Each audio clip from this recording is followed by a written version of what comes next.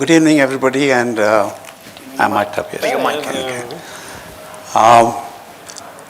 It's going to be really an exciting session because we've got stalwarts here next to me, and each one of them come here with so much of experience that for them, when you talk about master planning for architecture of resorts, it's something which they have been doing in and out for many years, and they're going to be sharing many experiences which will help people to understand the importance of this aspect of master planning, which is very, very critical and important.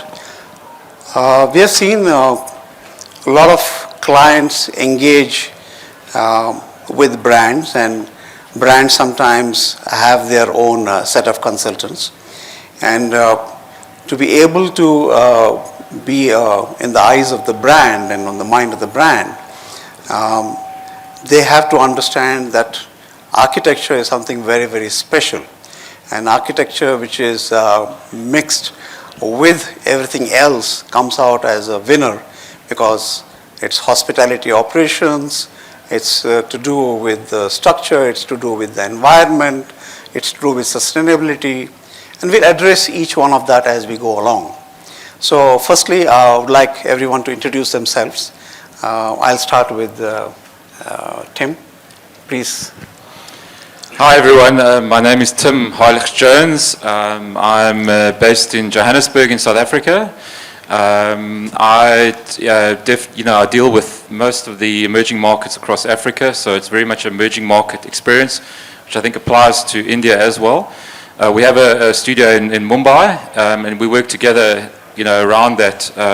My focus is very much hospitality and has always been resorts, hotels, etc. And I work together with, like I said, with the Mumbai studio, because I head up the hospitality division. So it's very, I think it's quite clear around, hospitality being quite an intricate type of asset class. You've got to have a bit of experience. The skill set, I think, I can talk to everyone here. I mean, you've got to have a particular skill set around it, having a lot of experience around putting the right type of, design, planning. It's all got to come together, and I think we'll talk through that and unpack that as we go today. Hi, I'm John Gerondelis. I'm with Smallwood. I'm principal there. I've been there 33 years. We have, and my focus is on hospitality. We, over the years, have done hospitality projects in over 61 countries and territories, and over the years, it's constitutes more than $34 billion worth of construction work. We're in our 44th year as a design firm, but it's really only been since 1990 that we got overseas. So it's the last 33 years, like I said, that we've been doing work over here. We have done a lot of, talking about master planning, that is the key to high-end luxury hospitality, is the master planning of the resorts, or and the experience, if you will. And that's something that you just have to live to help create. I hate to say that, but it takes experience to do that. Of course. Hello everyone. I'm Mark Petrovic. I'm in charge of the architectural design for Archetype Group. So we have currently over 150 architects all over 18 countries in 26 offices. Myself, I would say I'm based in Southeast Asia, because working more and more remotely is difficult to have a really physical base we have, but I would say in terms of virtuality, there is no more basis. But Anyway, specialty obviously among you guys is hospitality, and this is something we have been developing in Southeast Asia since 20 years already, and especially in emerging markets and fast-paced growing countries development. So these challenges we know how to face and to propose the most optimized answers in planning and in taking into account the economies, the cultural aspect, and also the human resources, which is very important. Hi everyone, good evening. I'm Gaurang, Khemka. Thank you Ramvittal for organizing all of us over here. And I won't say I'm a stalwart, it's a never-ending journey, just kind of learning. I've been doing it for 25 years. Have a practice of our own, or my own rather, which I started about a decade back after working with the usual suspects like Charles Correa, Kerry Hill, and others. And now we have a studio in Singapore, headquartered out of Singapore, one in Spain, and now recently in Chennai. Ajay is sitting over there. He's running our Chennai studio. I'm trained as an architect, master planner, and by virtue of having my own practice for the last decade, I would say to some level an interior designer as well, although we have an interior design director. Master planning, what we're going to talk about in architecture kind of go hand in hand for me, because really master planning is what kind of sets the stage from where you then commence onto the journey till you actually deliver the product. So over to you, Ramvittal. Good evening, everybody. Ramvittal Rao from Vital Concept Design. And this is my 42nd year of having spent time in the design, particularly for the hospitality operations.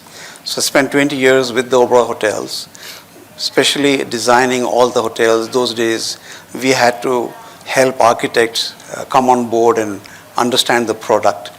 And so we used to create these area programs, sit with Mr. Oberoi, put together spaces. And he would always say that, they should not go more than so many square feet, and please be careful, it costs us. So we were the kind of guardians for the spaces. And then we got into all the specialized operation spaces, like the kitchens, the laundry, the interfaces, with the interior designers for the show kitchens, bars, etc. And then after 20 years, I moved on for about a year with the Indian hotels, and then set up my own company. Vital Concept Design has been in existence for 23 years, and we have had our signatures in many places in India and South Africa too. We have done the Taj Hotel there in Cape Town, Middle East, Maldives, Bhutan. So we've been all over the place, and of course India. Luckily for me, there is one young gentleman here who's going to be taking after me. That's Pratik, my son. Is sitting in the audience. So Pratik, look at the experience which you're going to be looking at now, and you got a lot of takeaways from here. We're going to be going through a session which is very interactive, and though of course it's organized, we've been talking about it for a few weeks now, and let's hope you'll find it interesting. And we welcome a lot of questions and answers as we go along at the end of the session. So to all the team here, we are going to be basically talking about architecture and master planning of resorts. And the first thing which we feel is, what is it that really is important? Is it feasibility? Is it creativity? Is it design guidelines? What would really define and help in the master planning? Anyone? Maybe I'll take that. I think, all the points you touched on are important. So it's not only any one of them. Master planning, as one would expect, encompasses all the aspects, from feasibility to economics to design, operations, and all of the above. But one of the key aspects for master planning or starting off in a hotel is the vision. And I think if you don't have the right vision at the onset, you don't put all the cards into place. And then you're kind of deciding whether you're going to put the marble, or whether you're going to do this, or whether, which we were coming back from the earlier session, why are we not using local materials? How do we become sustainable? And it's at the onset, if you set your vision right and align it, then all the stakeholders, then automatically things will fall into place. So setting the cards right, I always say. Yeah, because, sorry, I mean, it's got to be the right product for the market also. So, you know, we talk about feasibilities and doing that market feasibility. I mean, that's so important up front because I think you've got to understand, you know, where's the opportunity, firstly. And then the vision comes, you know, there's a vision, but there's also what actually works and what doesn't work. And I think that's also starting, we work obviously quite closely with advisory firms around that because it's understanding and unpacking what, you know, what needs to go into that area program, you know, what is this thing going to be? And I think that's sort of that start, that holistic and broad vision, you know, zoom out image vision of what this master plan is going to become before you can get too stuck into the detail. So I find, you know, when we start projects, it's really putting all those things together right up front, and putting, you know, it's almost like an interjection of all these facets, and none's more important than the other. I mean, I don't believe that you can say, you know, I think design is very important, but I think that each one's as important as each other, is part of the process. There's a whole process here. So yeah, I mean, it's definitely a, you know, it's a combined sort of, you know, a process that we work with. It's a toolkit which you really want to look at before you start your design process. John. Well, I would add to that the feasibility of the project. If it's not feasible, it ain't going to get built. I don't care how beautiful it is, but if you can't pay for it, if the owner isn't going to, you know. So ideally, the constraints that you have help your creativity. You need to have that vision. If we're talking about a resort, and if we're talking about a luxury resort, it has to have a story. And that story is what you're talking about, the creativity. But it's not the only thing. It isn't about marble for me. The marble is secondary because it could be polished concrete. It could be whatever, depending on the market. And depending, is it a 500-key Orlando resort, or is it a 40-key something in the Maldives? I mean, it's totally different. But feasibility is money. It's feasibility on size. Does it fit there? Is it appropriate? Is it what the owner wants? And is it what the brand can run? So they do all go hand in hand. Of course. And they play back and forth. I don't think one is more important than the other, but you can't have all three without each other. Yes, I fully agree, John, with you. Actually, this equation with 3 parameters are completely linked between each others. And we mentioned feasibility, creativity, design guideline. Creativity is not, it's not for, I'd say it's for a reason that it's in the middle, because we are in between. As a designer, we are like a chef of an orchestra trying to make the musician playing together to interpret the guidelines, like this is like we mentioned earlier today, interpret the guidelines of a brand and also make the thing happen. So it's the responsibility. And this is what is exciting actually as an architect, is between all of us with 3 different parameters or 3 same parameters, we can come out sometimes with different solutions. This is what is kind of a little bit magic. I'm just going to dive in for a second and make it interactive, like you said. You know, feasibility is through the set of what lenses, and it's interesting. I'm going to share a story. In Hawaii, we came up with a project, and the owner wanted to. It was next to the Four Seasons Walalai on Big Island, and the owner wanted to build another resort. And of course, came to us as master planners and architects, and we're like, you know, what's the first reaction? Let's build another resort, and let's design it for you. But we actually sat down and brainstormed it and said, why build another resort? Let's create a complementary product. So the feasibility changed, and we did a five-hole barefoot golf course, which was not done at any point. Rejigged the whole thing and did a beach club, Kukyo Beach Club, and then said, okay, let's do prime real estate and facing the beach, and that real estate, dirt sold for, by that time we discussed with the owners, and then we got an anchor tenant, like you do in a mall. Great. And we got an anchor buyer, which was Charles Schwab or someone, and then Michael Dell came in. And those pieces of dirt facing the ocean sold for such a large profit that the whole project feasibility turned around. So yes. It's also recreating and rethinking feasibility in itself or crafting a vision. So not just going with that box of what it's going to be, but really ideating it. So when you are contacted, I'm sorry, when you're contacted by the client or the brand, what do you actually expect them to give you to create that adrenaline rush for you to start the planning? Are you looking at documentation? Are you looking at a visit to the site, or how do you go about it? Well, I think it's, again, it is individual project, client. There's some clients who are institutions and they're just going to give you a piece of paper. Okay. I need this. It's totally different than what you would be working on. And there's other clients who are visionary and they're excited and they know what they want because they've done it before. And you have that synergy with them that you go back and forth. And then there are other clients who've never done anything before in their life. And that can be really bad and that can be really good. It just depends on... Okay.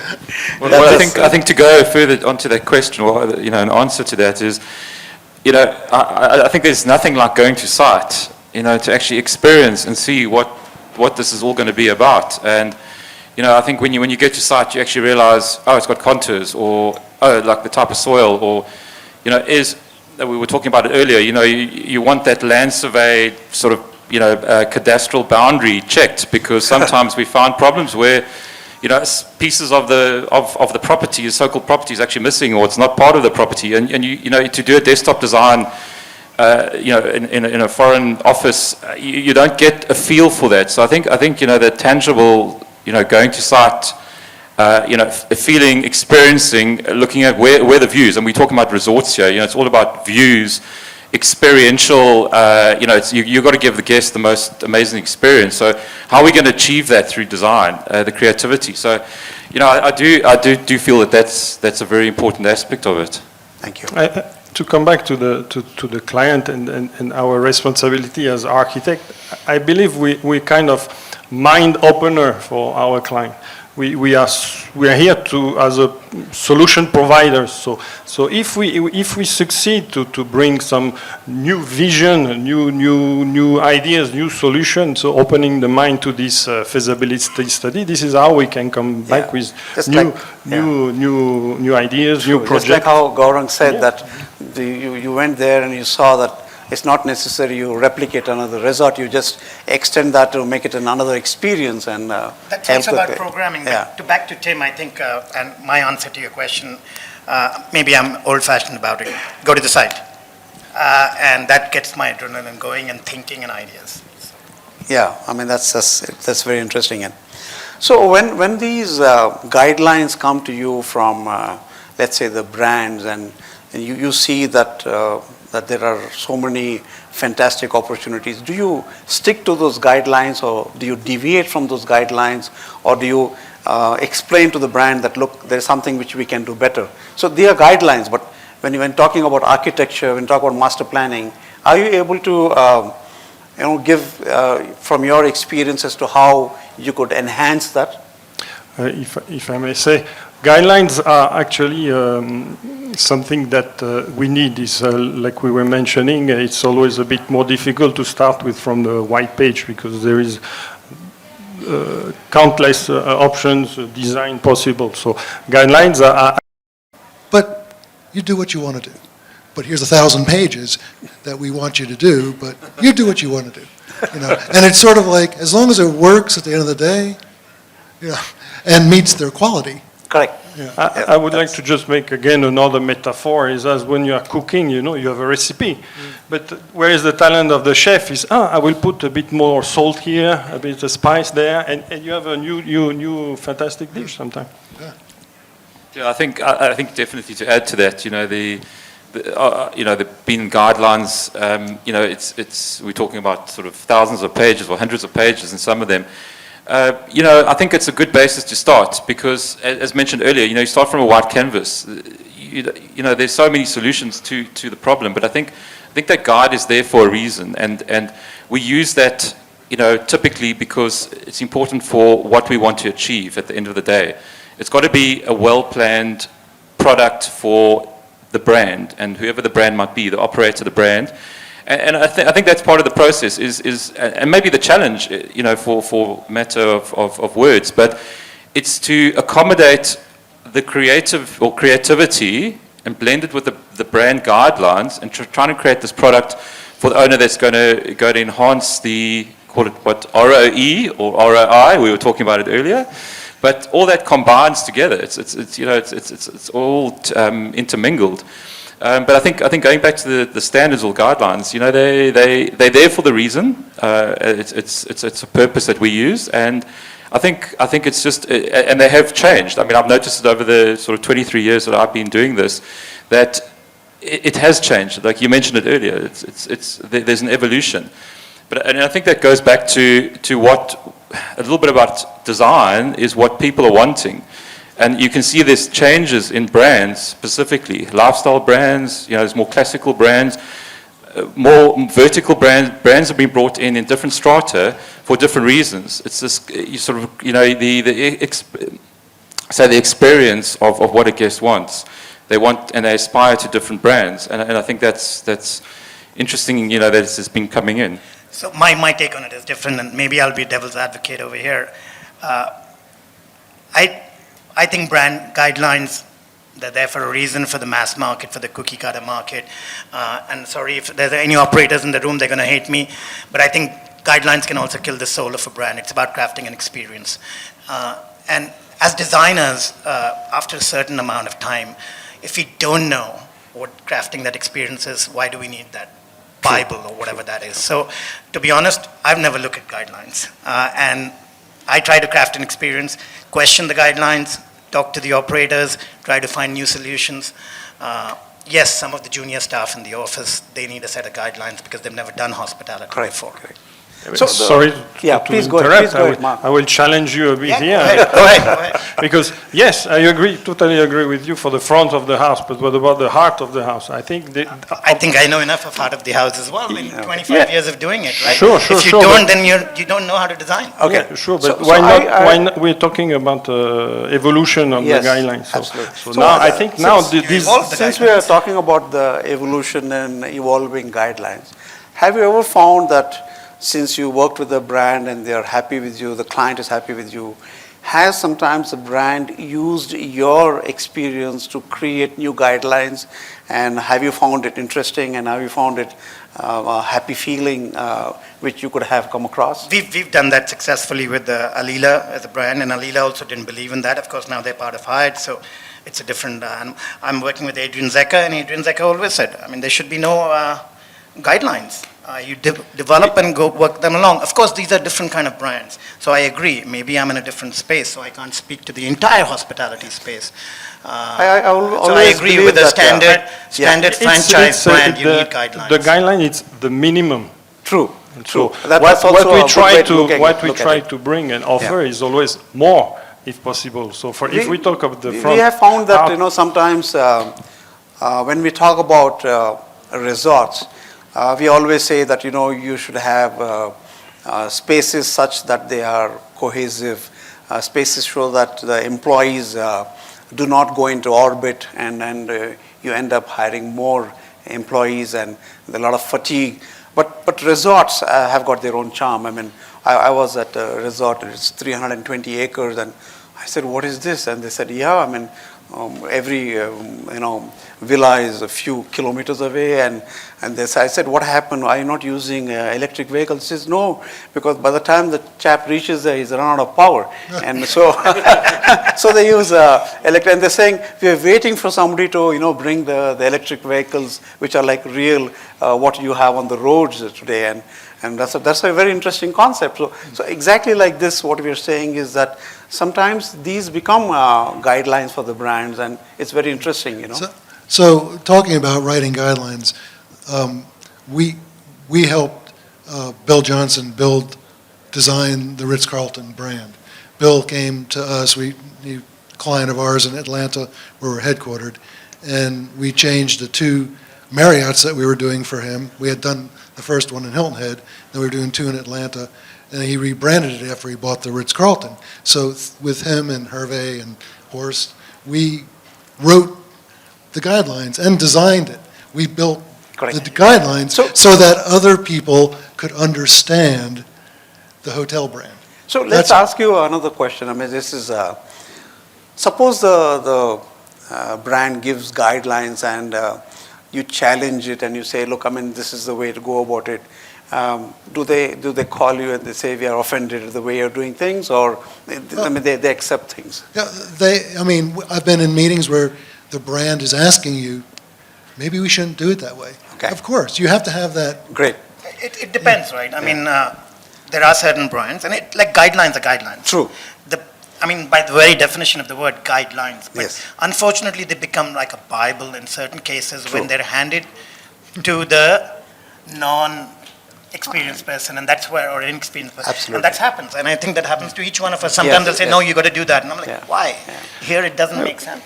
Yeah, we can we're always trying to find alternatives to guideline. And as I mentioned before, it's a minimum, which means we can always push for more, for better. And one of the what we're trying to do actually is, especially after in post-COVID the situation is on the heart of the house is we always talk about the guest experience, but what about the staff experience? Of course. If you can find bigger spaces for your staff, bigger pantries, more natural light, more natural ventilation, Absolutely. make them healthier, happier. You have immediately a return on investment on the guest experience. We believe that when it comes to the heart of the house, we always say that the employees are your permanent guests. And then we say that the employees, once they have a smile on the face, it's infectious. It just goes on to the customer, and then if the architecture complements that, it's fantastic, and that's what we believed in. So let's come to the next one. We need to understand as to, in your experience, have you ever felt lonely and you need more consultants on board? I mean, if there are so many of them, the landscape guys, the lighting guys, external lighting guys, acoustics, and the work. So I just want to ask you that. So I think I'll start there. I mean, I think everyone, coming into the project, you want everyone on board right from the beginning. But sometimes that's always, it's not possible sometimes. And I think, if I look at the projects, also we were talking about it earlier, the market study, feasibility, etc. I feel it's quite important to establish that feasibility or viability up front. And what we do typically is an architect and a QS. If we can have those two people, well, myself and the QS around the table, debating and understanding what can we afford, because, I suppose, like I said earlier, I work in the emerging market, and I think price point is such a big point of what we do and where we have to achieve. So yes, design is important, and we've got quite a big challenge on our hands talking about brand standards, because going back to that conversation is, you have to abide by certain or get to certain criteria and specifications, performance specifications, but we always can't get there because of cost. So, going back to what I was saying earlier is that having just do that initial, call it first tier round or first phase round with a QS, a cost consultant, I think can establish whether this project is viable straight out. It can take a week or 2 weeks. We can hit it quite quickly. And then we can build on that, and then get the MEP engineers, structural engineers. Well, actually, a structural engineer is probably not required straight away, but to define those bigger spaces from a services perspective, because they are quite large, it affects the back of house. The size of the project, the cost of the project, engineering rooms, plant rooms, etc. So, I sort of look at it in different phases, but I mean, ideally, you want to start everyone on board, but sometimes it's not possible. Okay. John, please. I would say that, I was saying that earlier, but then I was already down the road. And what I think you're asking is, at the very beginning, if you have an experienced consultant, an architect that knows what's going on, who's done master planning, who's done that, and who's done work in this realm, they can help you with the QS or costing consultant or whoever it is to understand what the costing is so that you can ballpark it. But for the kind of properties we talk about, unless it's Adrian or somebody like that, you you really want, because you've got these spaces. A hotel like this tells a story. What is the story? And when you can, like you're in a writer's room doing a great movie or something, you feed off the other folks. You know, we have landscape, we have interiors in-house, and we used that synergy with all those folks to, you know, build on the story. You know, you start off the story. You know, you mentioned going to the site, and it made me think of one of the projects I did with Captain Nair was the Leela Chennai. And the first time, he wanted me to go see this site. And he wanted me to go see this site at sunrise, at sunset, and in the middle of the day. So we were down there in Chennai, and we would go out there at those 3 different times. And he is quite old at that time, I should say advanced in age, and, you know, wheeling them down there and all that. But he was determined. And it made a huge impact for my design to know what that space was like during those 3 different times a day. Taking that forward, actually what happens is when it is resorts, sometimes the structure is so very critical because water tables are just a foot away, you know, and you need to look at it very carefully because you may do all the architecture when the structure guy comes and says, sorry, I need to float it like a raft, or I need to create plinth beams and stuff like that. And then you suddenly see that instead of that delicate and nice resort coming up, you have monolithic structures happening. So like you rightly said, that it's good to have a set of consultants, but I think so you need to question as to what kind of space you're really going to be building. No, but I mean, not that one feels lonely, but fortunately, just joking. Fortunately, we have our personal lives to take care of that. But for consultants, as much as I love them, it's good to have all at the onset, as much as you can. Yeah. Everybody brings their expertise to the table. A project in Lombok that we started off on, everything well, the structural engineer was not required. It's a resort, it's a 1-story structure. But even with the 1-story structure, like you rightly said, it needed piles. And that changed the entire feasibility of the project. Yeah. The cost went up. So we had to rejig. Yeah, so Lombok is all volcanic spaces. That happens. No, nothing volcanic over there. It was just close to the water table, and it needed piles, even for 1-story. But back to what John was saying, it's very interesting, is that Captain Nair said, you know, and I always have it as a rule, if possible, stay overnight in the site. Correct. In fact, not just morning, evening, but camp if you can, and try to do that wherever possible. That's a great idea. If I may add, one of the things we love to have at the beginning, especially when you go to the site, is to go with the landscape designer.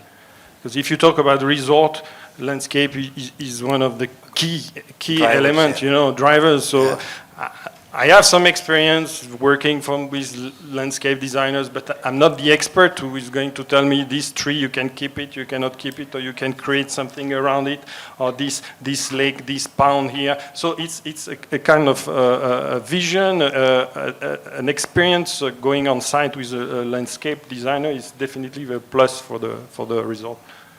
So does architecture and master planning become drivers for ease of operations, and how do you look at it? I mean, while you are definitely creating that experience for the customer, you're looking at trying to bring in a lot of cohesiveness, and particularly when it becomes a resort, you have the MEP spaces, the services, the utility, the engineering buildings. So how do you really look at it? Because, you know, when you're doing that and you say, okay, that's the distance it should be there so that, you know, there is quiet and peace. So how do you define that? Well, I will have a bit selfish answer, because at concept stage we are quite lucky, because Archetype, we have an engineer within the company, so we often ask their, you know, input, so they gave us some advice and this kind of thing. So this is something valuable for us. But with the experience, architects can plan basically the things. But this is a very important step, the planning, because often also the owners doesn't understand that the traffic, the flow, you know, how you divide the deliveries, you know, to hide this kind of traffic compared to the guest experience arriving. So at planning stage, the traffic analysis and flow analysis is essential. Yeah, that's exactly what I think we're going to say the same thing. But the master planning of the project, the guest experience is what you're really developing. Okay. What does the guest not see, and how does the guest get served without the guest knowing they're being served? I mean, it's, that to me is the challenge, and you can only do that before you've got the thing built. Yeah. And before you get too far down the road with M&E and all that.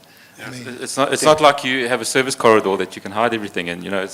Sometimes the resorts are quite rambling. So it's like how do you get things from A to B? Linen, room service, etc. How you service the whole property, because some of these resorts are so large. We're talking hectares, numbers of hectares. Of course. So it's not like it's just a Everybody's visible. back of house connection between each event. Yeah. Everybody is visible. So, yeah, no, absolutely right. I mean, and I think everyone's speaking the same language over here. It's about making sure that the flow works. Correct. And that flow, back of house, as we normally call it, but you're absolutely right, heart of house.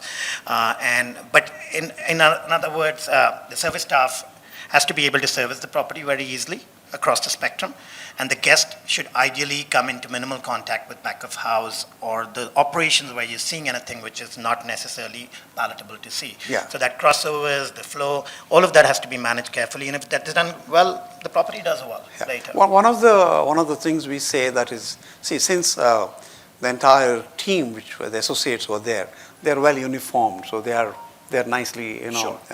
they've got a good get-up, and then they tend to move around. But rightly, when it comes to the guests and how do they recognize them, so you have a distinct look, and then particularly in resorts, they would tend to cross over, and even the vehicles. Staff will cross over, vehicles, but it's about the dirty aspect of the servicing, Yes. which you don't want. You don't want the guest to see the laundry. yeah. You don't want the guest to see the operational flow. So those are the Yeah, things those are which- all and hidden. even movement flow for the guest as well.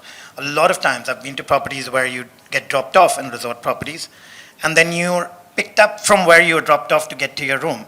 Now that's kind of killing the flow. You've Correct. got to go flow in one direction. So there's some basic 101 rules that Absolutely, apply absolutely, yeah. in getting the flow right for both guests and back of house. So, and there's multiple properties where it goes wrong, simply because it has become a specialty of sorts. Of course. And all the people sitting here today have done hotels and resorts, and the ones who don't, and you get that every now and then, and you'll see the difference. Yes, that's true. Yeah. Have you ever had opportunities or situations where you have to push the stakeholders, the brands, the clients out of their comfort zone to explain to them and keep on trying to impress upon them? Because sometimes what happens is your design is not for today. Your design is very, very foresighted, futuristic.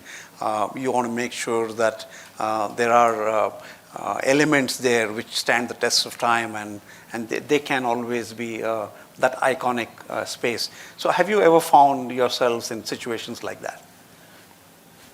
All of us. Well, no, I'm sorry. So often. Actually, we're pretty well known as team players. Great. We make things work. That's what we're known for. People come to us when they have problems to solve them. We're doing a project. We're design consultants. We're design leads, and we're also AOR architect of record. And there's some projects where we're working. I'm not going to name the pretty high-profile design firms, but we're working with one right now on a project, and the designers for that firm just told the client, well, if you don't do it this way, we're not going to design it for you. And it's like, oh my gosh, who's paying you? Yeah. Are you paying the client? So you have to work through that. How do you solve the problem and still get the result that you want? And it's not your building. I'm not John Portman. I didn't go around paying for the design that I wanted to build. Correct. So Yeah, I sit in a different spectrum over there. Sorry, John.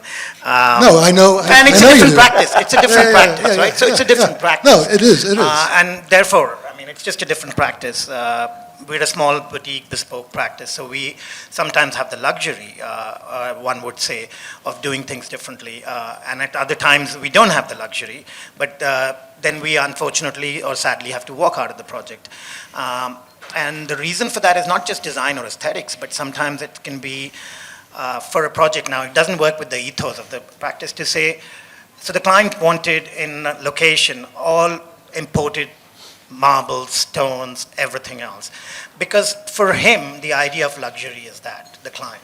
So for him, it was, how can we do a 5-star hotel where you're not going to be putting short of gold taps? And this was his first dream luxury project. So, sorry, I call those like, whatever. Projects, they happen. And a lot of resort projects happen like that. So it's very hard. How do you try to convince that client, look, we want to get local materials. Look, we want to do this in a more sustainable manner.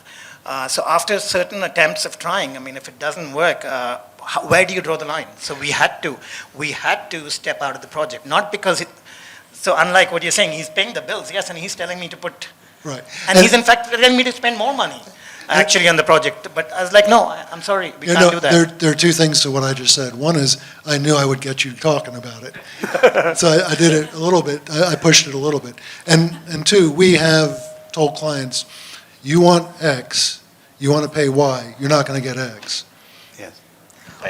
You make the decision, and we're not going to reduce the quality of what we're doing because of that. Because I want to it's a just different take, story. Gaurang's this one I had saying that, I mean, look, we've done some work, and it's an old fort which needs to get converted into a hotel, and here's the architect, and he says that, I'm going to be using local craftsmen, and the client says, okay, and so he brings the craftsmen, and they're, taking away small pieces of stone. And the client is saying, what is this? When will I finish this project?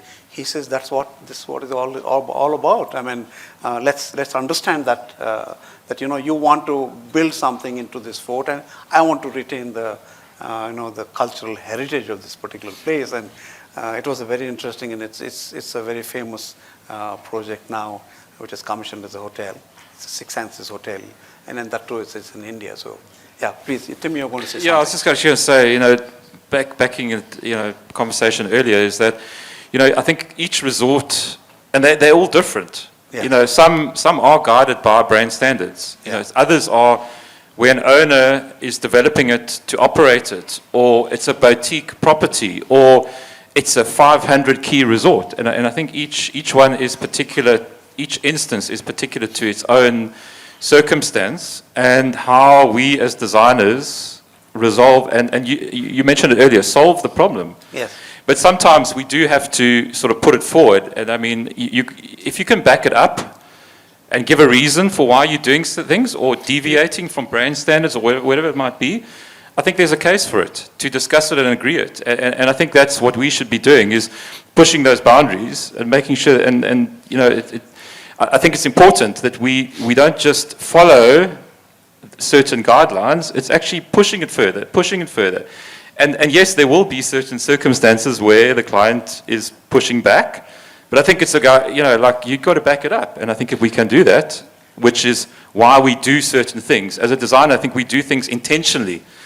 Because we know it works. Yeah. We've done it before, but also we want to push the boundary and develop something that maybe it doesn't work, but we've tried it, and I think that's part of the process. It's a longitudinal process. And you said the word try. It's our responsibility to try. That's why we always work late, because at the end we always try another option. We try this one. We try, and it's also what you said before. Is our skills to convince. To justify it, as long as you have a right justification, clients are sensible. Yeah. If you explain properly why it's better this option than the other, you have more chance to succeed. I must tell you a story where I worked for a long time with this brand, and the owner said that somebody said, it's not going to make money the way you're building it. He says, So what? We don't build hotels every day. And I must tell you that after a few years, that became one of the best hotels in the world, and it's amazing. That was the Uday-Villas. But he believed that it could, really stand out, despite all what it went through. Yeah. So please, Gaurang, you're saying. It's a journey, actually. It's a journey. A journey between designer and owner.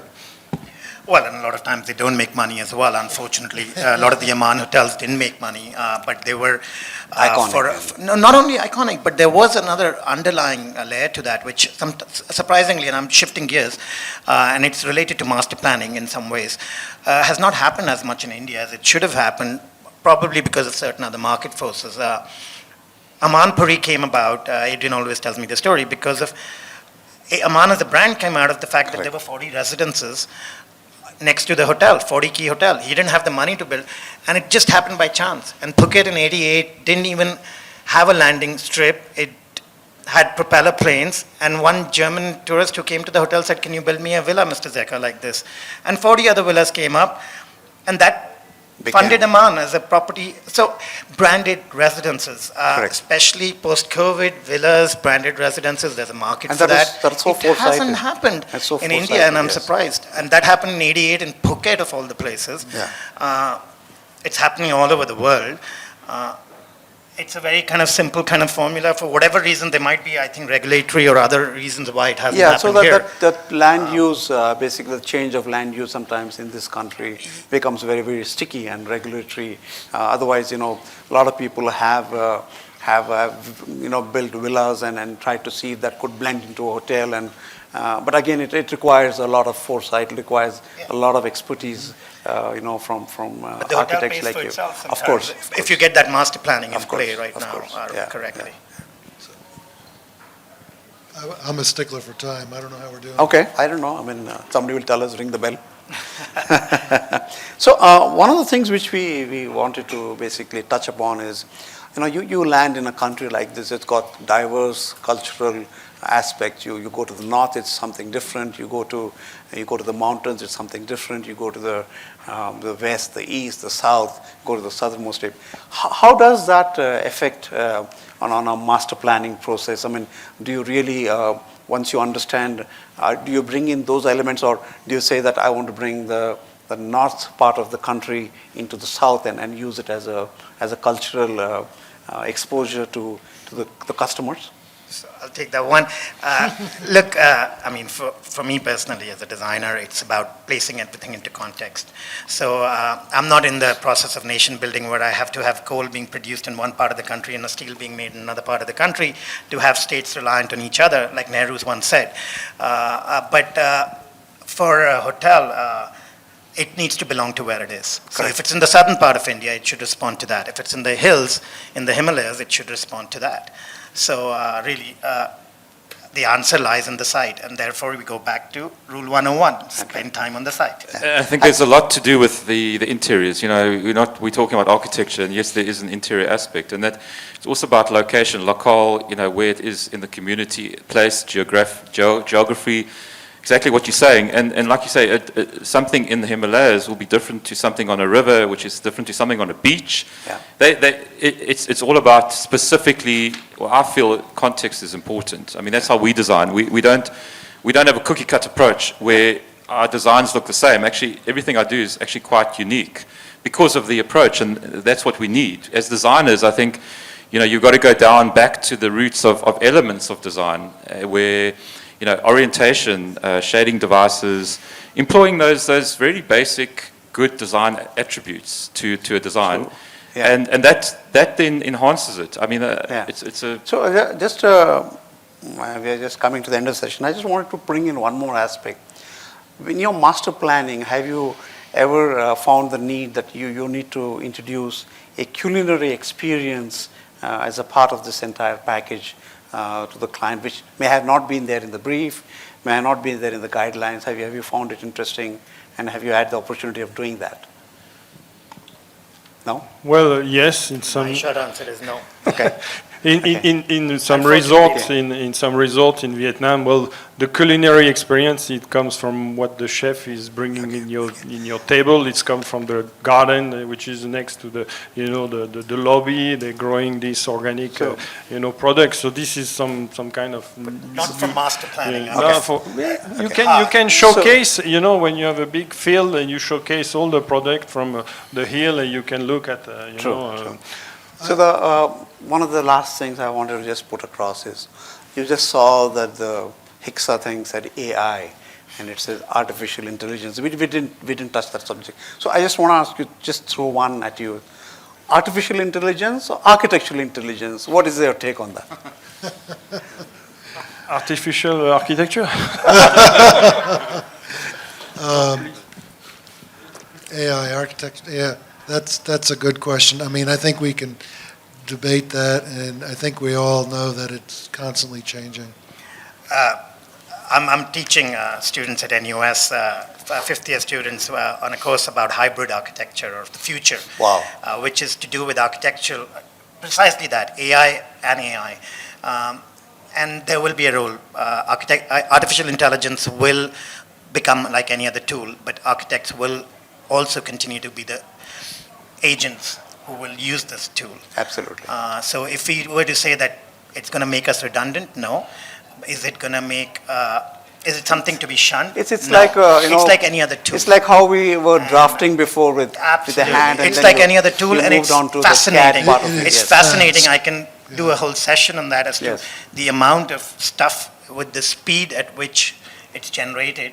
And I've actually asked my students to document how many hours they've spent and how, if they're saving time or spending more time in utilizing these tools. It's not like carving the stone anymore. It's like instant, Yeah, this absolutely. whole... I've seen, stable diffusion or whatever it is. I saw, you draw 5 lines, you upload it, and you tell it how you want it to look, and it's created a room like that. And so you can just go through manipulation after manipulation, but we're the curator. You know, we're the I must artist. tell you my personal experience. I asked one of these, I said, design a 4-bedroom house for me. And it said, you must get in touch with an architect. That's ChatGPT. That's true, yeah. Okay. I believe we are safe as long as the AI is not able to Yeah, create there's nothing to beat feelings, this. There's nothing to beat experience, this, physical an experience. experience. Oh, it will soon. You'd be surprised. Yeah, and- One student is actually training AI to respond to a conceptual framework using StyleGAN as the model. So all these tools that exist True, are true. different. Now it's going into another realm. Yeah. So you train the AI to do that. Yeah. That's So I must say thank you very much. I mean, you have been fantastic, guys, putting across all your ideas and sharing it with everyone who's present in this room, who came in and also went out. Are there any questions from the audience who want to, just to get to understand what it's all about? Anybody? Well, we're very happy that we've been able to hold the audience spellbound, and thank you very much for being a great audience, and thank you very much, gentlemen. Thank you. It was a pleasure speaking with you all, and cheers.